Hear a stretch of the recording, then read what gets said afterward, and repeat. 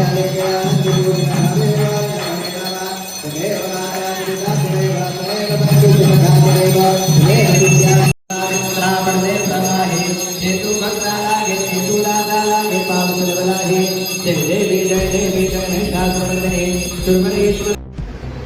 मित्रांनो, web news मराठीमध्ये आपले सर्वांचे स्वागत आहे। आपण पाहतोय आज धर्माबाद शहरामध्ये श्री वासवी कन्येश्वरी माता यांचा धर्माबाद शहरामध्ये मोठ्या जल्लोषामध्ये श्री हनुमान महादेव मंदिरामध्ये जन्मोत्सव मोठ्या प्रमाणात साजरा करतो। दरवर्षी हा महोत्सव मोठ्या जल्लोषामध्ये साजरा करतो। त्याचप्रमाणे आज विशेष म्हणजे आज कन्येश्वरी माता यांची आज जन्मदिवस आणि त्यामध्ये सर्व समाजातील बांधव बहिणी या ठिकाणी जमले आहेत। आज सकाळपासून आध्यात्मिक वातावरण इथं यज्ञ होम हवन हे सर्व मोठ्या प्रमाणामध्ये या ठिकाणी साजरे होते। त्यासोबत आपल्या सर्व समाज बांधव सर्व मिटिंग आहे। आज आपण त्यांच्याकडून जाणून घ्या आजचा कार्यक्रमाचा विशेष महत्त्व काय, कशा प्रकारचे नियोजन केले। कन्यका परमेश्वरी वासवी मातेच्या चरणी सर्वप्रथम आर्यवैश्य समाज धर्माबाद यांच्यातर्फे साष्टांग दंडवत। सर्व हिंदू बांधवांना आर्यवैश्य समाजातर्फे आर्यवैश्य कुलस्वामी माता कन्यका परमेश्वरी जन्मोत्सवानिमित्त अनंत हार्दिक शुभेच्छा। वेदनीरचे सिद्धेश्वरी मठपती हे नेहमी धार्मिक कार्याचं ज्या ठिकाणी कार्य होत असते त्या ठिकाणचं कार्य प्रसारित करण्याचं खूप मोठं योगदान त्यांच्याकडे आहे। आणि आज हे या ठिकाणी आर्यवैश्य समाज धर्माबादतर्फे आयोजित केलेला वासवी जन्मोत्सव सोहळा या निमित्त या ठिकाणी त्यांनी आलेले आहेत, त्यांचं खूप खूप धन्यवाद। तर आर्यवैश्य कुलस्वामिनी देवी ही जी आहे कन्यका परमेश्वरी ज्या नावाने संबोधल्या जाते, ज्याला वासवी माता सुद्धा असं म्हणल्या जाते, ही आर्यवैश्य समाजाची कुलस्वामिनी आहे। या कुलस्वामिनीला कन्यारूप, पार्वतीचं कन्यारूप सुद्धा म्हणतात आणि त्याच प्रकारे काही ठिकाणी याला लक्ष्मीचं रूप सुद्धा म्हणतात। तर अशा प्रकारे धर्माच्या रक्षणासाठी म्हणून ज्यांनी जीवाचं बलिदान केलं, जवळपास 2511 वर्ष त्या ठिकाणी झालेली आहेत। ही प्रकटोत्सव जो आहे तो 2511 आहे, जयंती सोहळा आहे, जन्मोत्सव सोहळा आहे। आणि त्यावेळेस कुसुमासृष्टीचं जे राज्य होतं त्या राज्यामध्ये ज्यावेळेस स्त्रीवर अत्याचार होत होता तो अत्याचार खपून घेणार नाही, सहन होणार नाही आणि स्त्रीचं बलिदान हे कशा प्रकारे सत्यासाठी म्हणून सार्थक करते याचं एक अमूर्त अशा प्रकारचं उदाहरण म्हणजे माता कन्यका परमेश्वरी, ज्यांना पार्वतीच्या रूपामध्ये सुद्धा गणल्या जाते, लक्ष्मीच्या रूपामध्ये गणल्या जाते आणि आर्यवैश्य समाजाची ही कुलस्वामिनी आहे। आज जिथे जिथे आर्यवैश्य समाज आहे त्या प्रत्येकाच्या घरी या कुलदेवीच्या त्या प्रतिमेचं पूजन अतिशय चांगल्या प्रकारे विधीपूर्वक केला जाते। चांगल्या प्रकारचा नैवेद्य जे देवीला आवडतो तशा प्रकारचा नैवेद्य करून अर्पण केला जातो। आणि आज सर्व समाज एकत्रित होऊन भगवान नामाचा उच्चार करत, मातेचा उच्चार करत, मातेचा गजर करत या ठिकाणी मातेचा आशीर्वाद प्राप्त करण्यासाठी म्हणून सकाळपासूनच विविध कार्यक्रमाची या ठिकाणी रेलचेल चालू आहे। सर्वप्रथम बघितलं तर महिला भगिनींनी मिळून या ठिकाणी कन्यका परमेश्वरीची ही जी छान अशा प्रकारची मूर्ती आणलेली आहे, खरं कौतुकास्पद आहे। ही जी उत्सव मूर्ती आहे, बऱ्याच महिला भगिनींनी पुढाकार घेऊन सुंदर अशा प्रकारची मूर्ती या ठिकाणी जलस्वरूपामध्ये स्थापित केलेली आहे।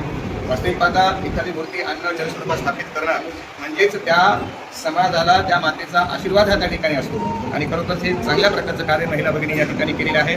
विधीपूर्वक सर्व महिला सकाळी येऊन होम हवन करून वेदशास्त्र संपन्न शंकर गुरु पांडे यांच्या मार्गदर्शनाखाली सुंदर अशा प्रकारे सर्व विधिवत पूजन झालेलं आहे आणि मातेच्या जलप्रतिष्ठेची स्थापना या ठिकाणी झालेली आहे। आपण पाहत असाल की ज्यावेळेस सुरुवातीला मूर्ती आली आणि त्यानंतर होम हवन करून पूजा करून ज्यावेळेस ती जलस्वरूपात स्थापन झाली, तिच्या चेहऱ्यावरचा भाव नेहमी बदलतो आणि बदललेला आहे। हे आपण तितकंच महत्त्वाचं मानलं पाहिजे, कारण का की जे विधीपूर्वक कार्य केले जाते ते जीवत्व त्या ठिकाणी त्या मूर्तीमध्ये निर्माण होत असते आणि हे कार्य या ठिकाणी अतिशय विधीपूर्वक कार्य झाल्यामुळे हा मूर्ती जी आहे या ठिकाणी आपल्याला आता आशीर्वाद देण्यासाठी म्हणून सिद्ध झालेली आहे असं म्हणायला हरकत नाही। संपूर्ण महिला भगिनी, पुरुष मंडळी, लहान थोर सर्वजण अतिशय आनंदाने हा उत्सव साजरा करतात। आता गावामध्ये या ठिकाणी मातेच्या जन्मदिनाची मिरवणूक असेल आणि त्यानंतर मग गावाच्या मुख्य मार्गाने देवीचा गजर करत, पूजन करत आणि छान प्रकारची पावलं वगैरे खेळत सर्व आर्यवैश्य समाजातील महिला भगिनी, पुरुष मंडळी या ठिकाणी आनंदाने भाग घेतील आणि त्यानंतर हा आनंदोत्सव साजरा होईल।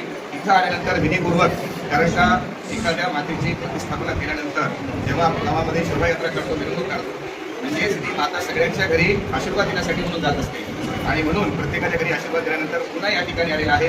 हे साधू संत म्हणतात की पूर्ण पूर्ण केला मनोरथ. तर अशा प्रकारे आपला जो मनातला मनोरथ असतो तो पूर्ण म्हणजे या ठिकाणी आल्यानंतर विधीपूर्वक मातेची आरती करून पण नंतर महाप्रसाद आपण मातेला देऊन मग तो महाप्रसाद आपण सर्वांनी ग्रहण केला पाहिजे.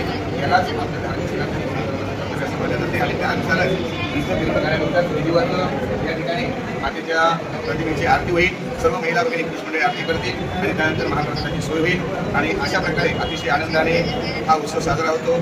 समाजाचे अध्यक्ष चक्रवार या ठिकाणी आहेत. महिला भगिनीमध्ये सुद्धा चौराताई आहेत, ताई आहेत, इथं सर्व भगिनी आहेत. आणि आमच्या पद्धतीने चिंतावर असतील, चेहरावर असतील, त्यानंतर सकारात्मक मोठावर आहेत आणि संजीवनी कोंडावर आहेत. हे सगळं काही कार्यकर्ते आणि युवा कार्यकर्ते विशेष म्हणजे जे की अतिशय ग्राउंड पातळीवर चांगल्या प्रकारे काम करतात. आणि सर्व महिला भगिनी सर्व समाज हा एकत्रित येऊन अतिशय आनंदाने हा उत्सव साजरा करून मातेचा आशीर्वाद प्राप्त करून घेण्यासाठी म्हणून येणारं पुढचं वर्ष हे सर्वांना सुद्ध समाधानाचं जावं यासाठी म्हणून मातेच्या चरणी आम्ही आशीर्वाद मागतो.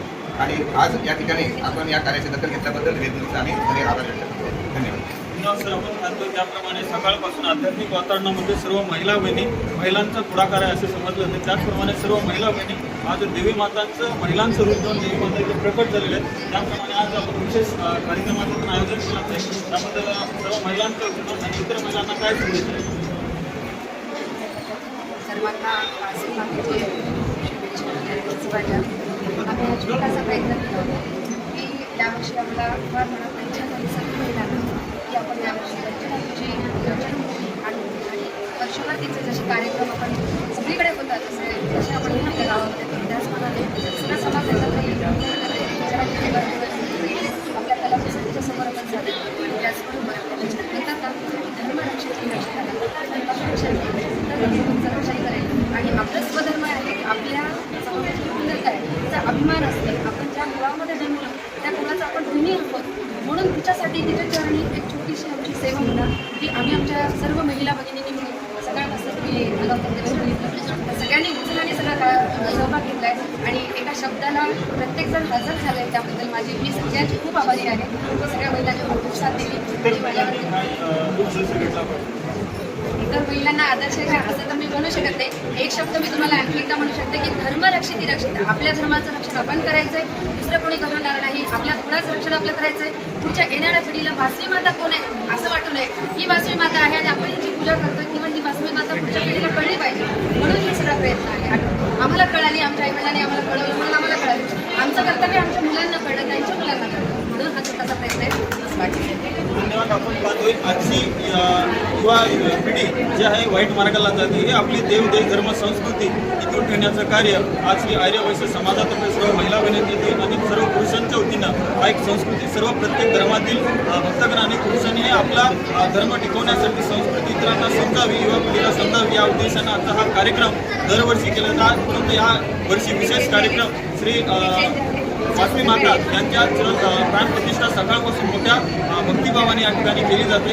खरोखरच सर्व आज या ठिकाणी आर्यवैश्य समाजातर्फे हा मोठा उत्साह या ठिकाणी संपन्न होतो. जशास तसे ताज्या घडामोडी पाहण्यासाठी व आपल्या परिसरातील बातम्या प्रसारित करण्यासाठी आजच आमच्या चॅनलला सबस्क्राईब आणि लाईक करायला विसरू नका. संपर्क करा वेद न्यूज मराठी, सिद्धेश्वर मठपती, मुख्य संपादक.